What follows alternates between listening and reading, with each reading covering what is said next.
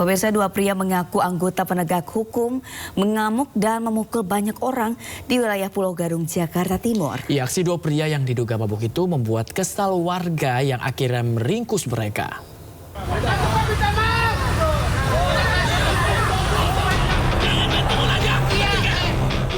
Beginilah suasana ketegangan di Jalan Pemuda, tepatnya di seberang kampus UNJ Pulau Gadung, Jakarta Timur. Dua pemuda pengendara motor mengaku anggota mengamuk dan memukul pengendara motor lainnya serta warga setempat.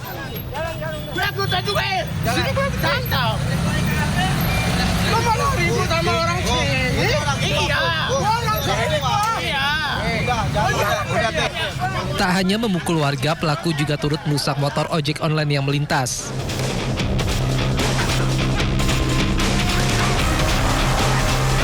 Warga yang kesal akhirnya melumpuhkan kedua pelaku dan sempat diberi bogor mentah oleh warga. Akibat kejadian, dua orang menjadi korban pemukulan pelaku yang diduga mengendarai motor dalam keadaan mabuk miras.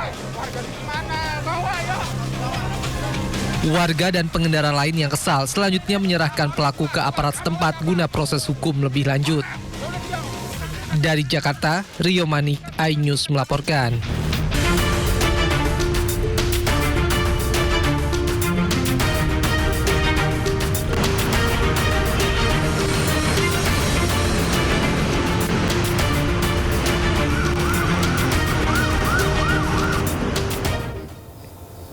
Pemirsa, selanjutnya kami akan ajak Anda untuk mengetahui pantauan lalu lintas hari ini di sejumlah wilayah melalui pantauan CCTV Korlantas Polri. Dan sudah bergabung bersama kita semua. Di sini ada Brigadir Treslinda di studio NTMC Polri. Ya, selamat pagi Brigadir Treslinda. Bagaimana pantauan arus lalu lintas di sejumlah titik di wilayah Indonesia melalui pantauan CCTV? Ya baik, terima kasih Bayu dan juga Sabina. Pemirsa, untuk menemani aktivitas pagi Anda, kami akan mengajak Anda melihat kondisi arus lalu lintas terkini. Kita awali dari kawasan yang pertama, Slipi, Palmera, Jakarta Barat. Arus lalu lintas pada pagi hari ini dari arah Semanggi yang akan mengarah ke Grogol terlihat sudah mengalami peningkatan volume kendaraan. Dominasi kendaraan pada pagi hari ini juga roda 2 dan juga roda 4. Mengingat memang terlihat juga di CCTV ada kendaraan yang berbelok arah ke arah Petamburan, tentunya tetap jaga jarak aman serta batas kecepatan kendaraan Anda. Kemudian untuk tol dalam kota, jalur Cawang Grogol saat ini masih dalam keadaan relatif lancar. Kita beralih ke CCTV selanjutnya dari JPO Telkom, Jakarta Selatan. Terpantau dari CCTV kami, arus lalu lintas di kawasan ini masih dalam keadaan ramai lancar, baik itu di jalur arteri maupun di jalur tol dalam kota.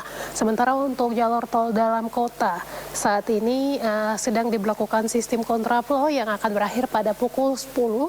Tentunya kami harapkan Anda dapat mengikuti arahan dan petunjuk petugas kami yang berada di lapangan. Hal ini untuk mengurai kepadatan kendaraan yang terjadi di sepanjang ruas tol Cawang yang akan mengarah ke Semanggi. Kita beralih ke CCTV selanjutnya dari exit tol Bekasi Barat.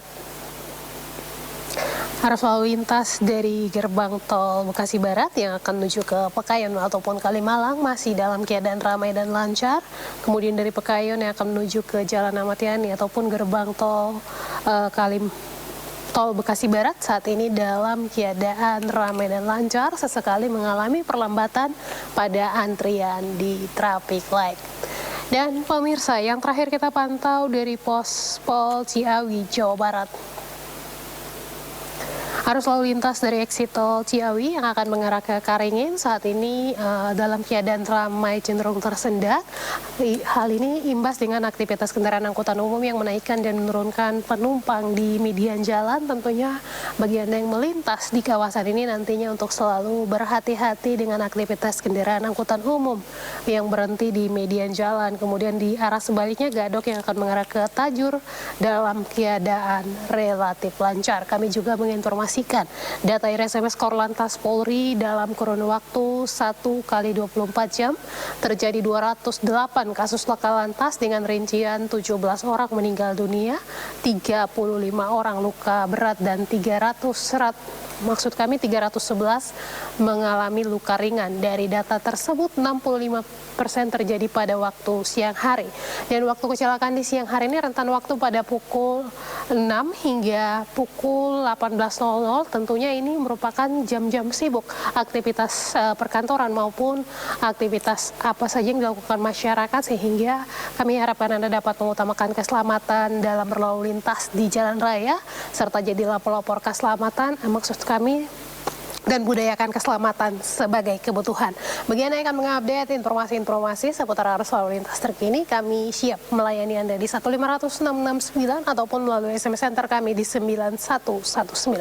Demikian Brigadir Treslinda melaporkan, Sabina dan juga Bayu kembali ke Anda di studio. Terima kasih Brigadir Treslinda atas laporannya dari studio NTMC Polri Jakarta. Selamat bertugas kembali dan salam presisi.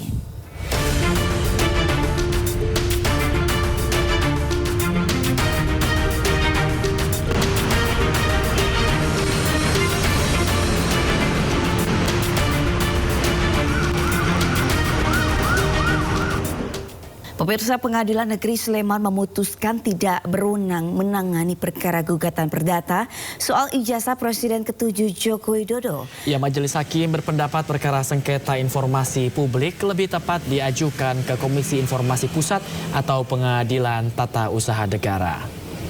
Dan pemirsa, Pengadilan Negeri Sleman hari ini menggelar sidang gugatan perdata terkait ijazah Jokowi. Sidang dengan agenda putusan sela digelar secara online atau daring. Dalam putusannya, Majelis Hakim memutuskan menerima eksepsi kompetensi absolut dari pihak tergugat, yakni Universitas Gadjah Mada. Majelis Hakim yang diketuai Cahyono juga memutuskan tidak berwenang mengadili perkara ijazah Jokowi karena masuk sengketa informasi publik.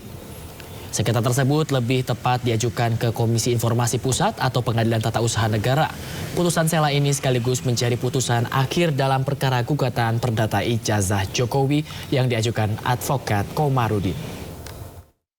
Dalam putusan sela tersebut nomor 106 itu bahwa Majelis Hakim setelah bermusyawarah menjatuhkan putusan sela menerima terhadap eksepsi kompetensi absolut.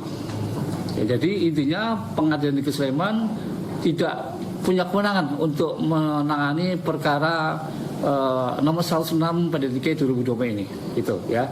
Jadi intinya seperti itu terhadap putusan sela dari Majelis Hakim perkara nomor 106 PDTK 2020 ini.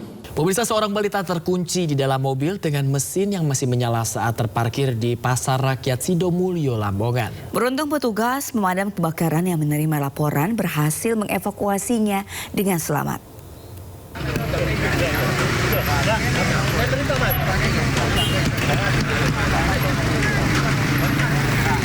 Proses evakuasi balita terkunci di dalam mobil berlangsung dramatis. Kedua orang tua sang bayi menangis saat mengetahui dirinya terkunci di dalam mobil yang tengah menyala. Peristiwa tersebut terjadi di Pasar Sidomulyo, Lamongan, Jawa Timur. Sang anak yang tertidur di dalam mobil ditinggal sendiri oleh sang ibu yang berbelanja ke pasar. Sementara sang ayah keluar dari mobil untuk merokok.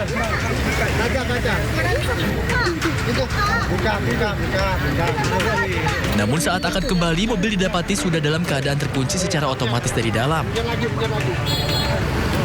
Usai berkali-kali gagal membuka paksa pintu mobil, sang ayah pun akhirnya meminta bantuan petugas pemadam kebakaran. Petugas damkar yang datang ke lokasi berhasil menyelamatkan korban setelah berhasil membuka pintu mobil dengan cara mencongkel lewat kaca mobil. Dan tadi ada laporan Ampang Maghrib dari warga supaya ada anak terkunci di dalam mobil. Tadi berapa lama ini bukanya? Ya kurang lebih setengah jam. Terus kondisi anaknya gimana? Kondisi anaknya alhamdulillah selamat. Atas peristiwa ini, petugas mengimbau agar orang tua tidak lalai dan selalu mengawasi anak-anak mereka agar kejadian serupa tidak kembali terjadi. Dari Lamongan, Jawa Timur, Abdul Wahid, iNews melaporkan.